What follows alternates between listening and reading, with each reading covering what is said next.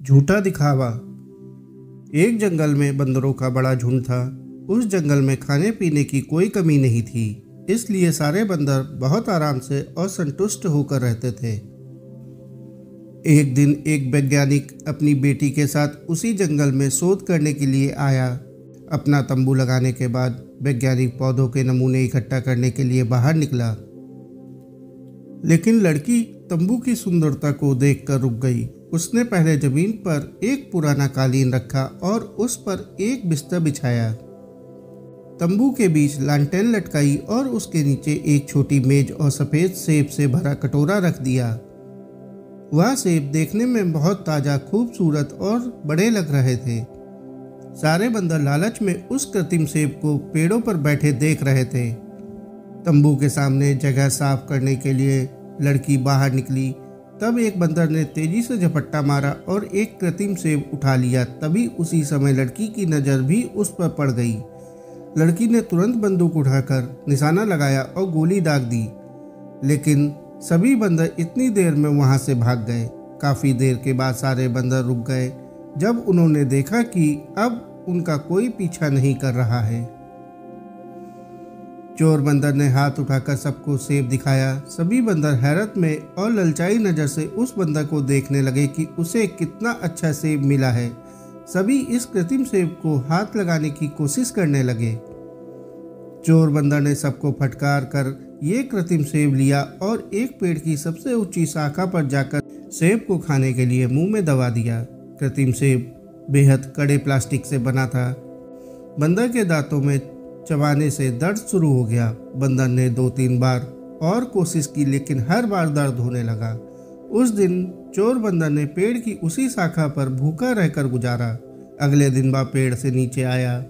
सभी बंदरों ने उसे सम्मान से देखा, क्योंकि उसके हाथ में वो कृत्रिम सेब मौजूद था। दूसरे बंदरों से मिलने वाला सम्मान को देख चोर बंदर ने सेब पर पकड़ मजबूत बना ली।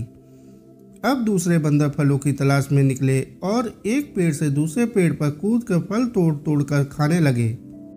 चोर बंदर के हाथ में कृत्रिम सेब था, इसलिए वो पेड़ पर नहीं चढ़ सका। वो सेब को हाथ से नहीं छोड़ना चाहता था, इसलिए वह दिन भर भूखा प्यासा रहा और यही सिलसिला आगे कुछ दिन तक चलता रहा। हालांकि दूसरे बंदर उसके हाथ में कृत्रिम सेब देखकर उसका सम्मान करते, लेकिन उसे खाने के लिए कुछ भी नहीं देते। चोर बंदर भूख से इतना निढाल हो गया था कि उसे अब अपना आखिरी वक्त नजर आने लगा। उसने एक बार फिर उस सेब को खाने की कोशिश की, लेकिन इस बार का नतीजा अलग नहीं था। उसके दांत इस बार भी दर्द कर रहे थे।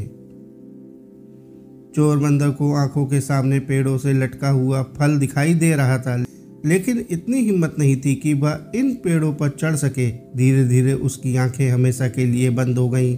जैसे ही उसकी जान निकली, कृत्रिम सेब पर पकड़ ढीली होने से वो उसके हाथ से बाहर लुढ़क गया। शाम को बाकी बंदर मरे हुए बंदर के पास आए, कुछ आंसू बहाए और उसके शरीर को पत्तों से ढक दिया। जब वो ये सब कर रहे थे, तब एक और बंदर को एक कृत्रिम सेब मिला और उसने अपना हाथ ऊंचा करके सभी बंदरों को सेब दिखाना शुरू कर दिया। दोस्तों, दुनिया की मिसाल इस प्लास्टिक की सेब की तरह है। इससे कुछ नहीं मिलता, जबकि इसे देखने वाले प्रेरित होते रहते हैं, और दुनिया को हाथ में रखने का दावेदार आखिर में खाली हाथ इस दुनिया से चला जाता है। कोई और आकर उसकी दुनिया पर कब्जा कर लेता है। झूठा दिखावा इंसान को पहले थका देता है और फिर मार डालता है। साथियों, कहानी को अंत तक सुनने के लिए आपका बहुत बहुत शुक्रिया। कहानी अच्छी लगी हो तो कहानी को लाइक और चैनल को सब्सक्राइब कर लें। धन्यवाद।